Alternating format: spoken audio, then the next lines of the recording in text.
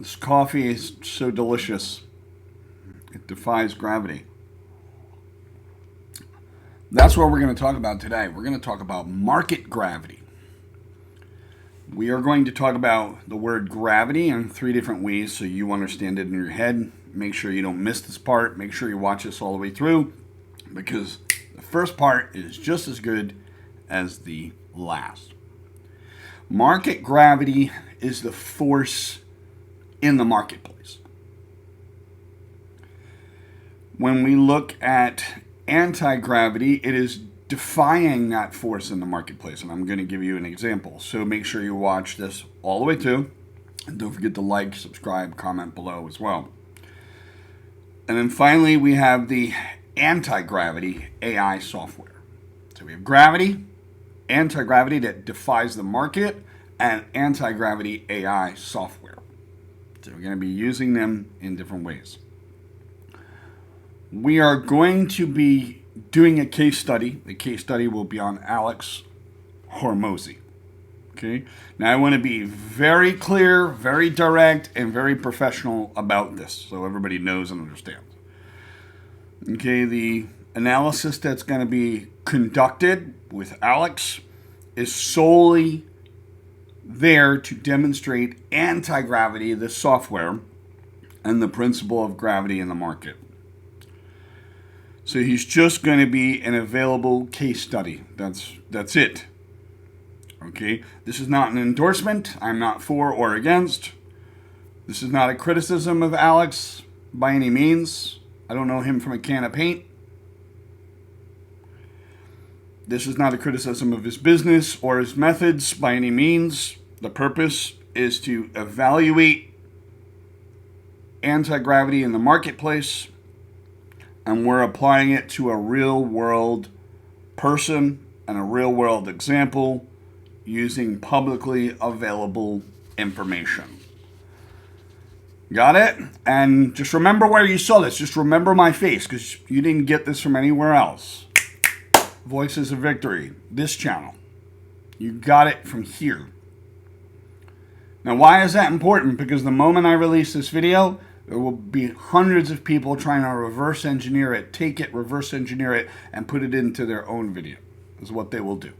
That will be the first thing they do. So remember this face and why I brought it to you, why I cared to bring it to you, and the effort and energy that went into it. So, I think it's about time we move on. So I think the first idea I want to bring across to you is that we have to stop competing with the brand coaches that are out there, stop mimicking them, and use anti-gravity for yourself. Not only the software, but finding a way to define the gravity. I'm going to give you an example right now. I'm going to make it so clean, so straightforward, okay? We are going to use Apple Computer as a quick, hard example of what that gravity means. When Apple as a company wants to defy gravity, they want to defy the market. If everybody else in the market is going down, if the stocks are going down, and they want to defy that gravity, what they do is they announce something or do something every business quarter, and it has to be big enough. And of course, you know, it has to be a secret. There are some businesses that do operate off of that clandestine access of things. So that being said, Apple will defy gravity every quarter. And what will they do? They will announce something new. There'll be something, I'm using air quotes here loosely, something will be announced. If they're not announcing a product that's being sold, they will announce a promotion, a service, something that will pique everybody's curiosity because it will create the roller coaster of the uptick on the roller coaster. So the way they do that is they defy gravity, they defy the market by putting something out there that's a product or even a service or a promotion or an app. It's either going to be a verbal announcement of a service or it's going to be an actual product. But there's always something every quarter, and that is what enables them to ride that quarter smoothly. And you could see that pattern financially for years. You can go back and see the history on that. Let's move forward from here. So let's do this better. There's no need to compete with anyone. You are understanding where you are in the marketplace. The blue ocean strategy is beautiful because it helps people understand that there's no need to compete, but you shine. You actually shine really bright. You shine so bright that no one can come and play in your sandbox. That is where it gets beautiful. So we're going to build a brand that's better. It's got nothing to do with becoming better than the competitors. So it's impossible to compare to them. And you got to remember, your journey is not their journey. Their journey is not your journey. And their company journey is not your company journey. When we identify the individuality, we understand that our opponents and competitors are just data. We don't have to get emotional about it. It's just data. And if we look at, Mike Tyson as a boxer, this is his mentality in the ring. This is what makes him a solid fighter. He doesn't compare himself to his opponent, but he understands the information that's there. He looks at the measurements that is present, and he finds a way to defy those measurements, move past them, push past them. So here's what I'm going to say to you. There's no need for you to create a content calendar, okay? There's no need for that. But you do need competitive intelligence, and that's where I come in. That's why we're here, okay? The market is already telling you everything. You don't need to constantly bang on everybody's door, all right?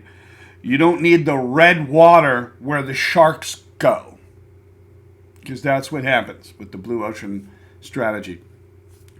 Everybody goes where the red water is. The sharks all frenzy to where the blood is, where the new clients are, where the money is, all of that. But the blue water is where the schools of fish are. And that's where the fish is going. So by creating your own blue water, and this is not a video on the blue ocean strategy, but it's to get you to understand that your competitor just contains data, and you create your own area where nobody can compete with you. That is where it gets interesting. You go to the schools of fish. So we can defy gravity market-wise, right? And we could do it by asking a different question. Where is everyone going? Got it? It's going to show us where nobody is going, and that is the blue water. The blue water is where no one is going. Got it? Very important. So when we defy gravity, it is a term. That term is used in the market. And like I said, Apple does it the best. So when you hear that phrase, market gravity, that's the force of it. And when you hear anti-gravity, that's the ability to defy that market. And then finally, anti-gravity software is what we're looking at now. So with no further ado, let's go ahead and break down the very first prompt using Hormozi.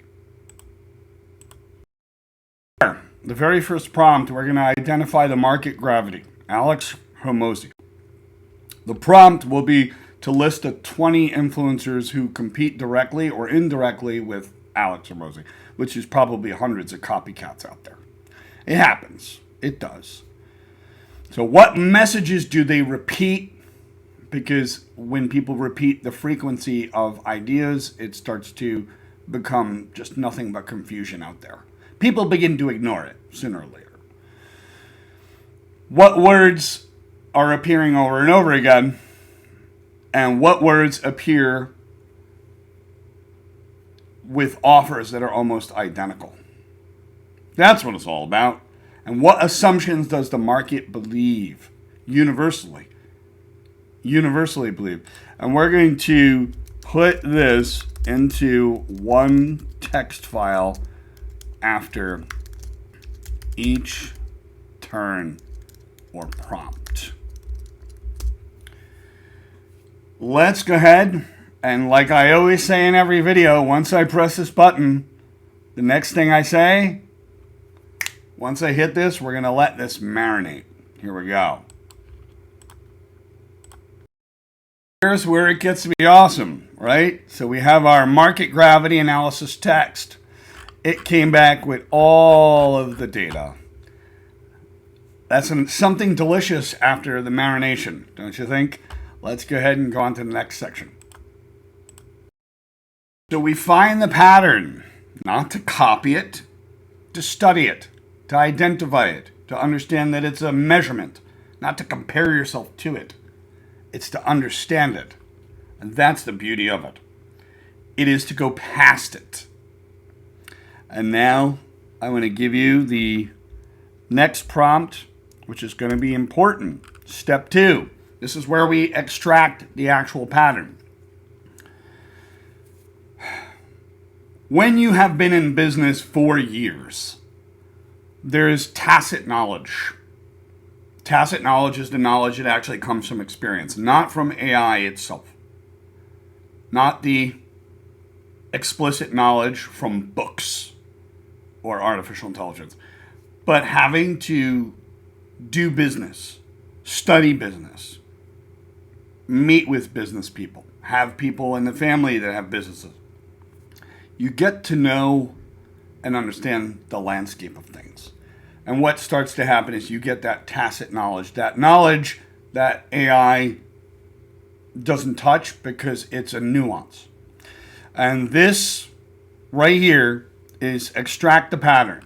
We analyze Alex Hormozi and his top competitors.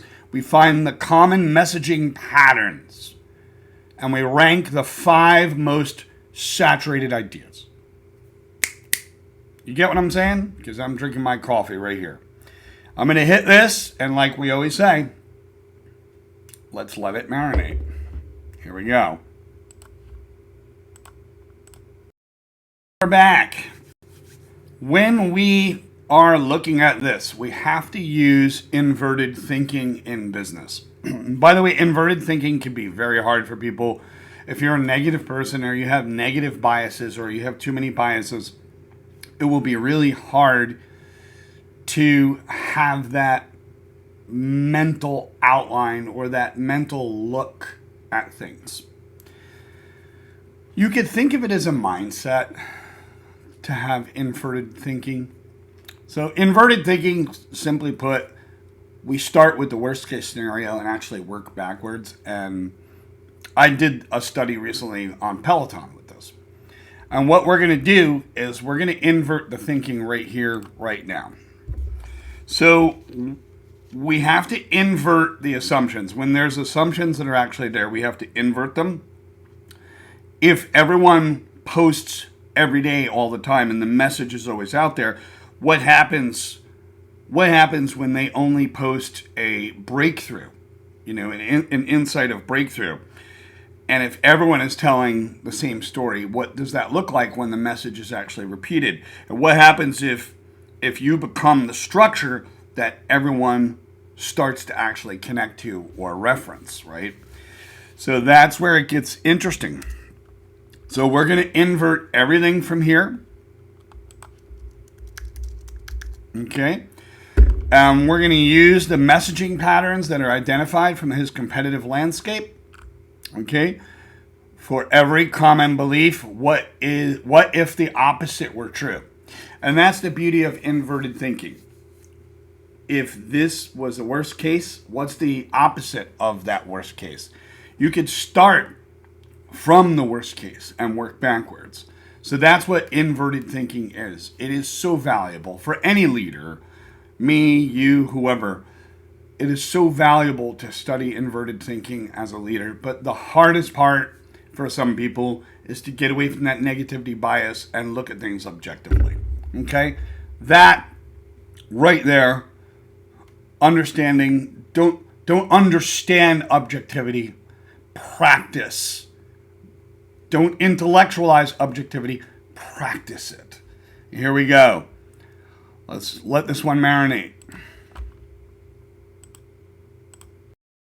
Clearly see everything came back beautifully, and it's still working on it as of right now. It's got tons of stuff. That when I mean working on it, it's got this text file that's been built up.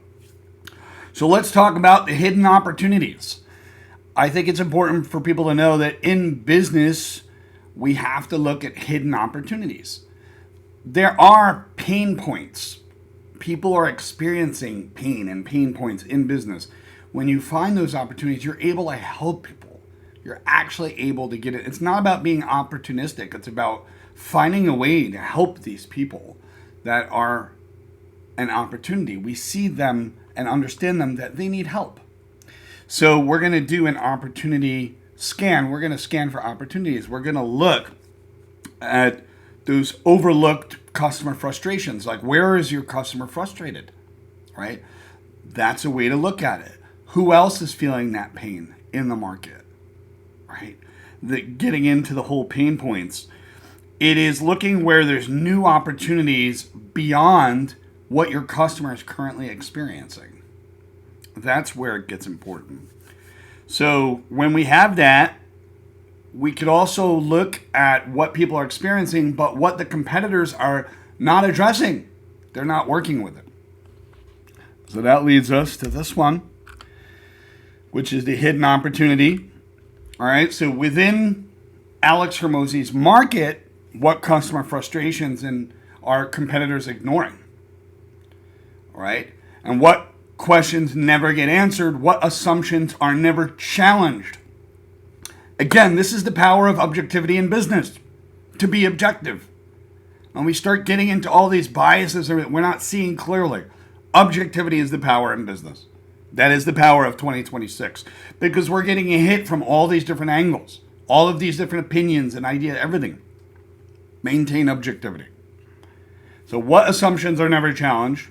What conversations happen privately but never publicly? Okay. Now that's sometimes a hard one because it might have to scour really deep, but you could even go as far as saying, you could say, search Reddit for that.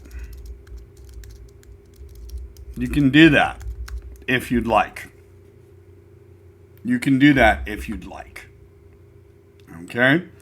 We'll just leave that out, but I want to share with you, you're just going to pop that in if you want to go a little deeper, because you could always put your ear to the ground and capture all of that information out there. So once I hit this, we're going to let it marinate. Here we go. We are back. So now we're going to talk about anti-gravity, but it's not anti-gravity, the software. It's anti-gravity defying the market. Okay, so what I want to share with you is cross-system connection. This is so valuable. Apple does this. Many other companies actually do this. Cross-system connection. They're connecting one industry to another. So using anti-gravity in the market, you can create innovation in your own lane, your own world. You could create innovation by cross-connecting ideas from one industry to another. And by doing so, you actually generate insights. And when you generate those insights, the beauty of that is you could start addressing things that are going to be helpful towards your customer, but also you're going to realize that the competitors are not doing it. Okay, so that's where it's important. These different systems are going to create those patterns and insights that the competitors are actually unlikely to discover. And that is like the golden nugget of wisdom right here.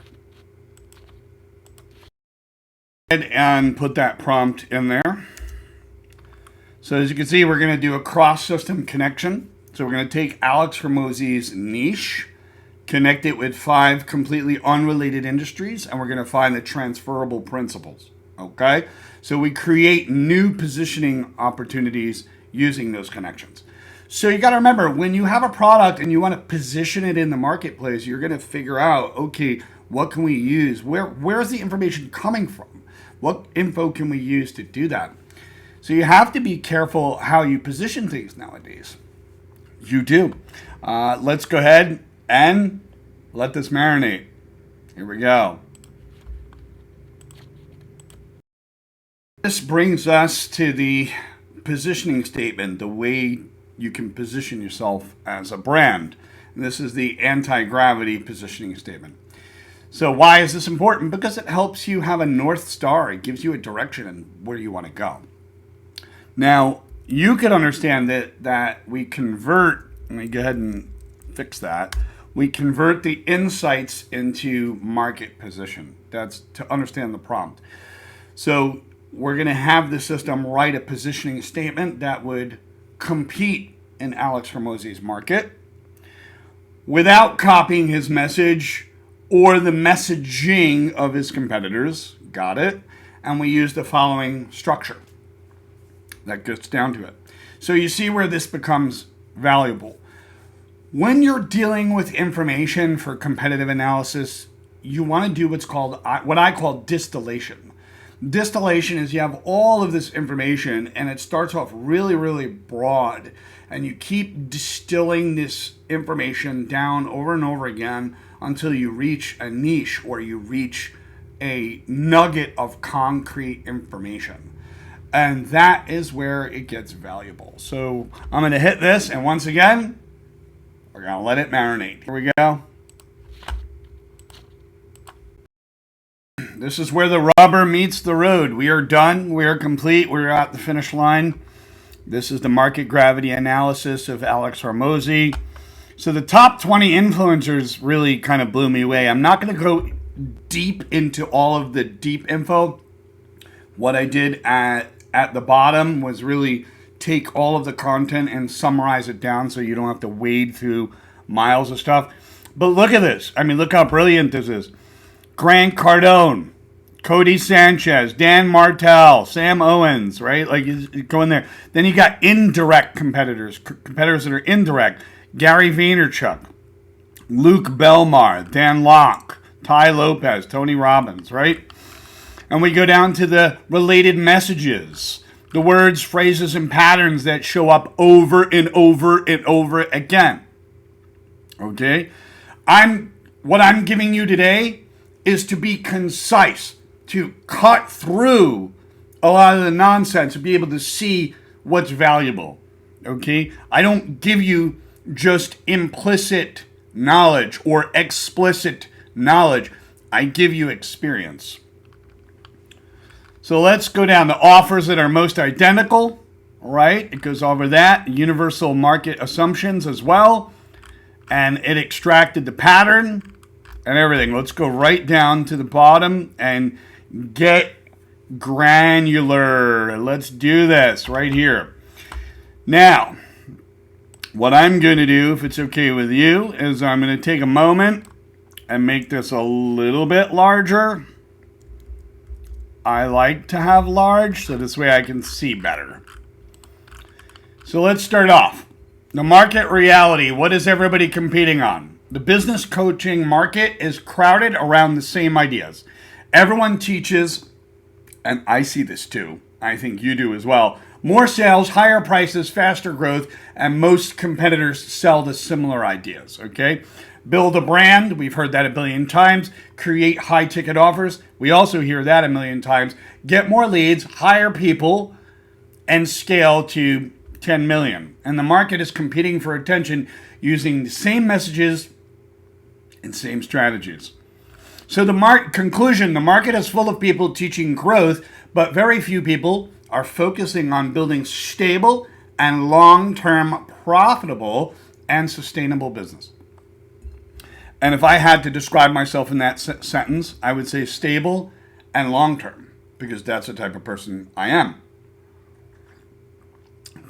Coffee coffee is anti-gravity today. Now, let's go further. The repeated messages that everyone's using. Okay, the same advice that's appearing everywhere. Sales fix everything. Charge more money. Escape the 9 to 5, which I've also heard a billion times. Build a personal brand. Redundant. Use leverage. Stop working in the business. Or buy businesses instead of actually building them. Okay.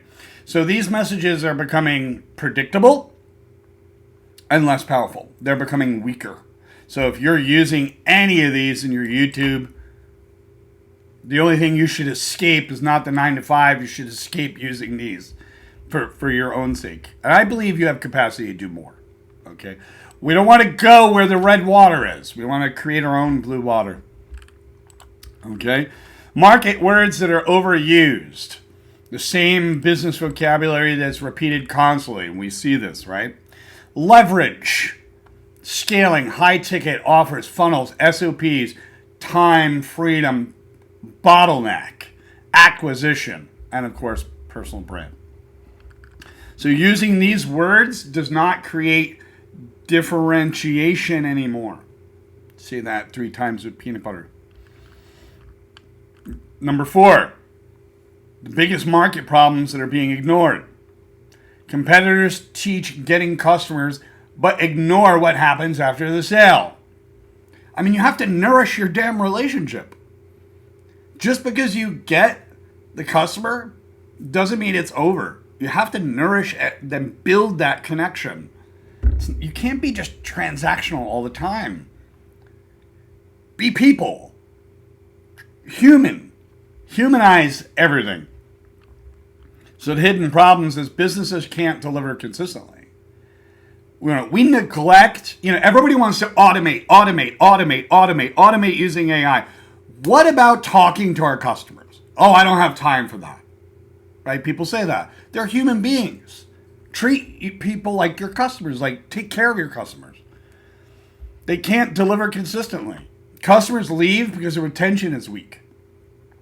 Founders are becoming overwhelmed. Teams lack systems. Technology becomes way too complicated. And by the way, just because you automate doesn't constitute that you won't have a problem down the line. Growth creates more problems instead of actually solving them. That's another thing too, is that you help a customer grow or you help someone grow, and now they're like, all right, well, I don't know what to do next, And people leave that as an opportunity of, oh, well, call me back and we'll have a conversation about it.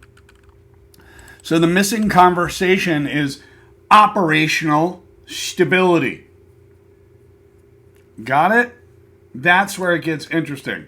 Operational stability. Capital is your runway. That's the money that provides you with a runway. And then you have operations as well. And having systems is valuable.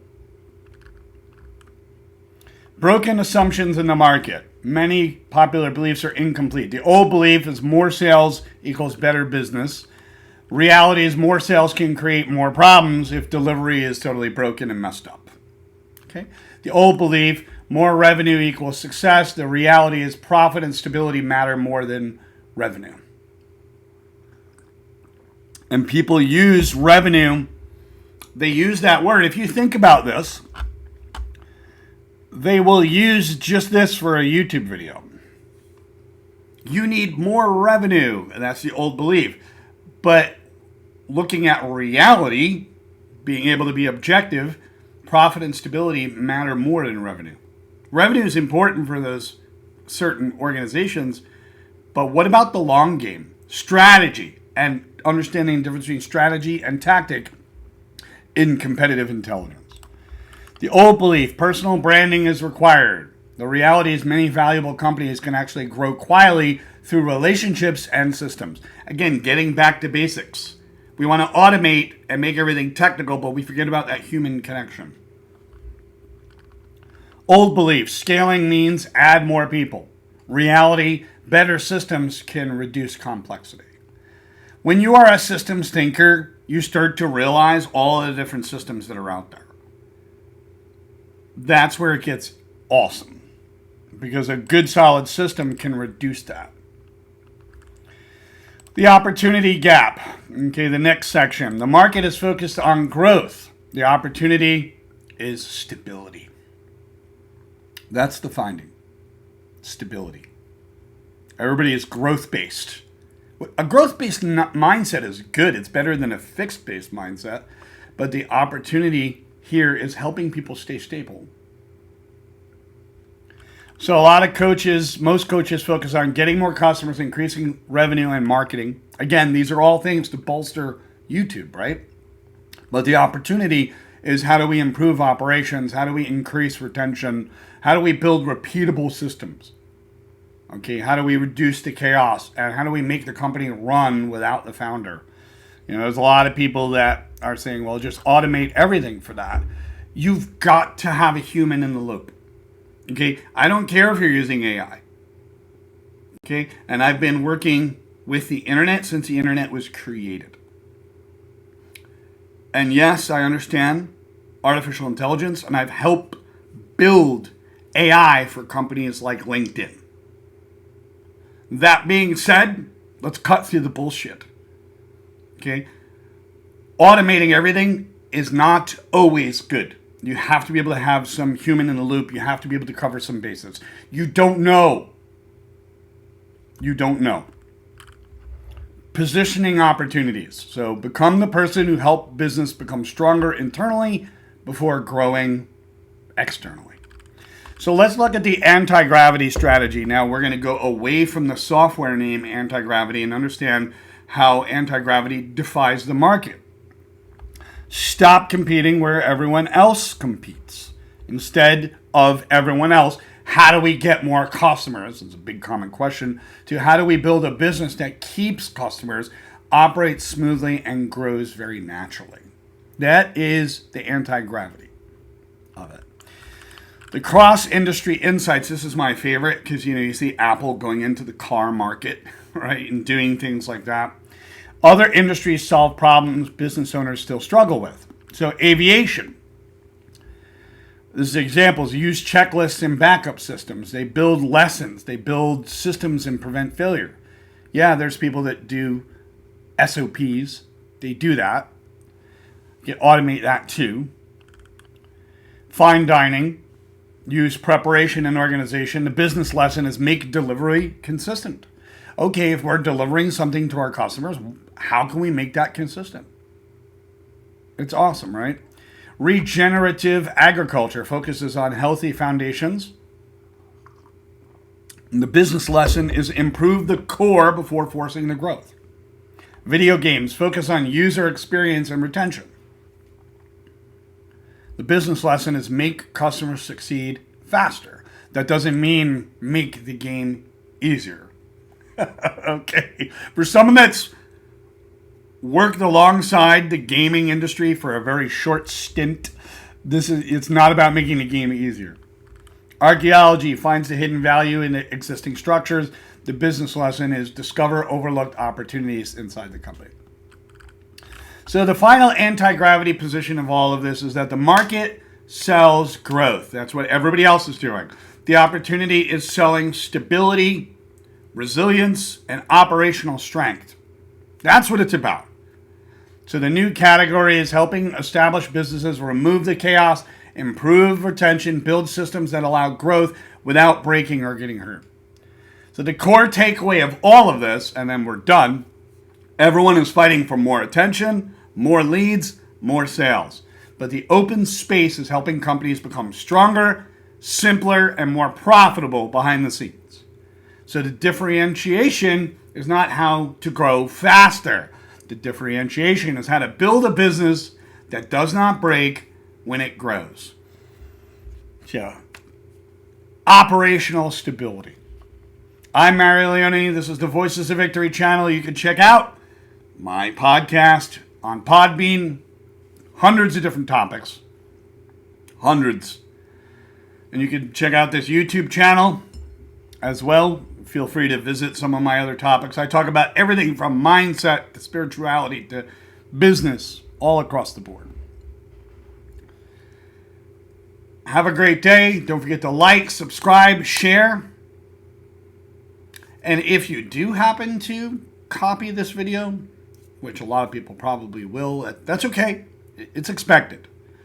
At least throw a nice little thank you to Mario in the description with a link over to me. All right. I wish everybody prosperity, operational stability, coffee, and a damn good day. Take care.